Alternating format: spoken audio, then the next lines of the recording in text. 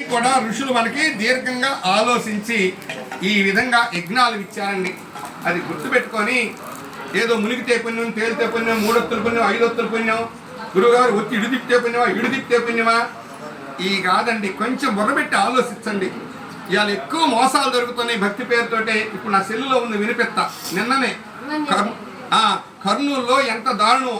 ఒకడు వచ్చాడు, 5 చెంచాలు బియ్యం పెట్టండి బాబా గారి భక్తుడు అన్నాడు.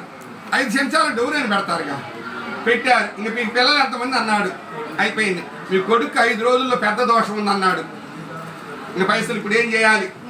వాళ్ళు 30,000 ముందు, తర్వాత 20,000 చూసావు కదా, 50,000 కట్టుకొని పోయాడు. ఎంతసేపట్లో? ఇప్పుడు నేను చెప్పిన దాంట్లో పావు గంట 10 నిమిషాల సమయం, సగం సమయంలోనే. ఈ విధంగా ఎప్పుడైతే మనం బుర్రబెట్టి ఆలోచిస్తామో భక్తి పేరుతోటే మోసాలు జరుగుతున్నాయి. మీకు ఆ దోషాలున్నాయి, ఈ దోషాలున్నాయి అని. రోజు 4 పనులు చెప్తా, గుర్తుపెట్టుకొని చేసుకోండమ్మా. నిద్ర లేగానే భూమికి దండం పెట్టండి. 100 మంది దేవతలు కొలిచిన ఫలితం వస్తుంది.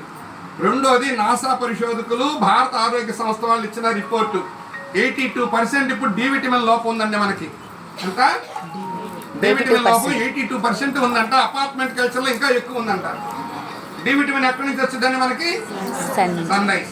అయితే టైమింగ్స్ ఉంటుంది, ఉదయం 6 నుంచి 8 గంటల మధ్యలోనే వచ్చిందండి. అందుకని రోజు మీరు నమ్మితే నచ్చితే, అది మన నాసా వాళ్ళే చెప్పారు, 10 నిమిషాలు మార్నింగ్ ఎండలో కూర్చోండి. మీ జన్మలో ఆసుపత్రి పని ఉంటప్పుడు అడగండి. ఒక్క 10 నిమిషాలు గాయత్రి మంత్రం చేసుకోండి. మళ్ళీ గాయత్రి మంత్రమే ఎందుకు చేసుకోవాలి? మీరు ఇంకో 2 ఎకరాలు కొంటారు, ఇంకొక అపార్ట్మెంట్ కొంటారు, బురిడి మాట నమ్మబాకండి. రోగ నిరోధక శక్తి పెరుగుతుంది. 10 కరోనాలు వచ్చినా బాడీకి ఏమవ్వదు. ఎందుకంటే ఫిట్నెస్, బాడీ నిండా ఎనర్జీతో నిండుతుంది. ఒక్కసారి మంత్రం చేస్తే 1,10,000 జీవకణాలు ఉత్పత్తి అవుతాయి. ఇప్పుడు మీ అందరికీ తెలుసు, చదువుకున్న వాళ్ళకి, మన బాడీలో ఎప్పుడు కొత్త సెల్స్ పుడుతుంటాయి, పాతి నశించిపోతుంటాయి. ఆ కొత్త సెల్స్ పుట్టేయి అదనంగా 1,10,000 పడతాయి. ఒక్కసారి గాయత్రి మంత్రం చేస్తే ఆ శబ్ద తరంగాలు మననం జరగటం వల్ల బాడీలో. అట్లా రోజుకి 108 సార్లు చేస్తే 1,80,000 కొత్త జీవకణాలు ఉత్పత్తి అవుతాయి. ఆ బాడీకి 10 కరోనాలు వచ్చినా ఆ బాడీ మీదకి అటాక్ అవ్వదు. ఎందుకంటే ఆల్రెడీ ఆ రోగాన్ని ఎదుర్కొనే శక్తి బాడీలో తయారవుతుంది. మన జీవితం ఆసుపత్రి పని ఉండదండి. అందుకని భూమికి దండం పెట్టడం, సూర్యుడు ఎదురుగా 10 నిమిషాలు కూర్చోండి. అట్లానే గాయత్రి మంత్రం 10 నిమిషాలు చేసుకోండి. 4వది చెప్తున్నా, తులసి చెట్లు ఏంటి, ఎన్ని నాటుకోవడానికి వీలైతే అన్ని నాటుకోండి. ఇవాళ మొత్తం విషవాయువులతో నిండుందన్నానే. తులసి చెట్టు ప్రకృతిలో 21 లక్షల రకాల చెట్లు ఉన్నాయండి. వృక్షరాజం తులసి చెట్టు, అన్నిటికన్నా రాజైన చెట్టు తులసి చెట్టు. మనిషి ఆఖరి దశలో ఉంటే ఏం పోతారండి? ఎందుకు? పుణ్యం వచ్చిందని కాదండి. అందులో ఒక్కోసారి బాడీ ఏదైనా ఆరోగ్యం బాగులేక క్షీణించి బ్రీతింగ్ తీసుకునే కెపాసిటీ బాడీకి లేదనుకోండి, లోపల జీవుడు అంటాడు, బ్రీతింగ్ నడవదు. అట్లాంటప్పుడు తులసి నీళ్ళు పోతే కఫం కొట్టేసి బ్రీతింగ్ మళ్ళీ నడుస్తుంది. నేను ముగ్గురు చూసి ఆ పాడ మీద కొనుక్కున్న వాళ్ళు లేచారు తులసి నీళ్ళు పోతే.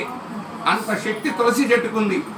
అందుకని ఈ విషవాయువులు మొత్తం తులసి చెట్టు పీల్చుకుంటుంది. అందులో దారిలో ఉండాలండి. మనకి పోయేటప్పుడు వచ్చేటప్పుడు ఇది పీల్చుకోవాలి. అప్పుడేమవుతుంది?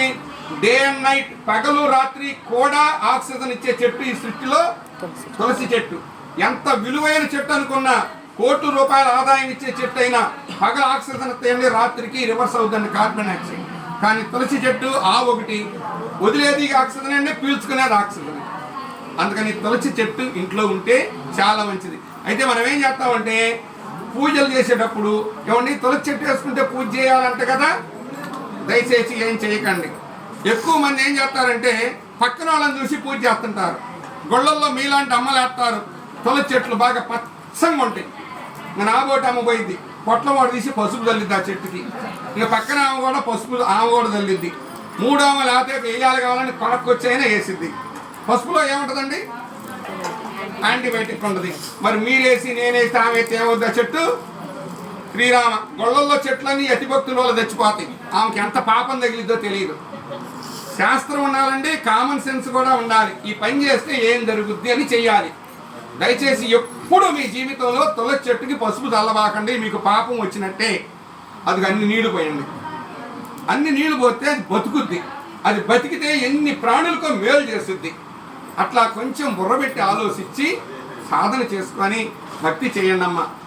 ఈరోజు వాళ్ళ పుణ్యమాని ఇదిగో కొన్ని విషయాలు తెలుసుకొని పోతున్నాం. మళ్ళీ ఇది మనకు తెలిసింది నలుగురు పంచండి. ఇవాళ మొత్తం కూడా గుడ్డి నమ్మకాలు, మూఢ నమ్మకాలతోటే ఈ విధంగా ఆధ్యాత్మికత వెనుకబడిపోతుంది. అందుకని గుర్తు చేసుకొని ఈ రోజు నుంచి భూమికి దండం పెట్టడం, సూర్యుడికి ఎదురు కూర్చోవటం, 10 నిమిషాలు గాయత్రి మంత్రం, తులసి చెట్లు నాటుకోవటం. ఈ 4 పనులకు మీకు ఎన్ని వేలు ఖర్చు అవుతుంది? ఏమైనా ఖర్చు ఉందా? అక్కడ వచ్చింది. ఖర్చు లేని పని చేస్తేనే చేయబుద్ధి కాదు. మీకు 6 శని చూస్తున్నాడు, 8 రాహు పెట్టున్నాడంటే అప్పుడు వదిలించుకుంటున్నారు మాయ మాటలు నమ్మి. ఈ రోజు నుంచి ఇదంతా ఎందుకు చెప్పానంటే, ఇప్పుడు పూర్ణాహుతి చేస్తున్నాము. పూర్ణాహుతిలో ఒక సంకల్పం పెట్టుకోవాలి. నా లైఫ్ అంతా కూడా నిజమైనటువంటి స్పిరిచువల్ సైన్స్ పరంగా ప్రకృతికి మేలు కలిగేది.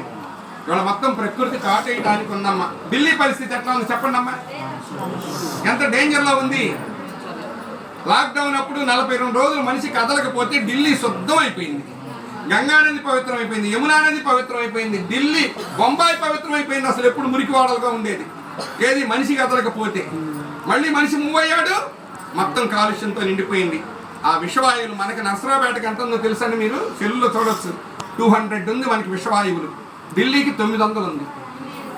అంటే ఎంతో కొంత మనకి కూడా ఉంది. భక్తి అంటే ఆ భక్తి పేరుతోటి నేచర్ ప్రకృతి క్యూర్ అవ్వాలి, మనకు ఆరోగ్యం బాగుండాలి. ఇదే ఫండమెంటల్.